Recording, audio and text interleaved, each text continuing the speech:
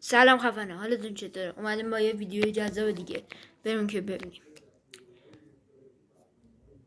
ایردراپ جدید اومده به نام بلوم که روی این قسمت دراپ گیم که بزنیم میتونیم که توکن جمع کنیم یا همون سکه که 30 ثانیه بهمون فرصت میده تا اینا رو جمع کنیم و اینا که بعدش هم وسطاش یه چیز آبی میده، اینا میمونه. بعدش یه بمبایی هم میده که نباید رو اونا بزنیم.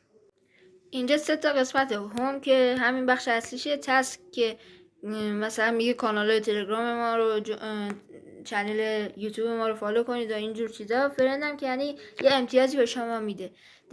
و یه نکته دیگه هم که هست، همستر کامبت اینو پیشنهاد کرده، احتمال اینکه درآمدی از این بازی باشه خیلی زیاده. ممنون، خدا نگهدار.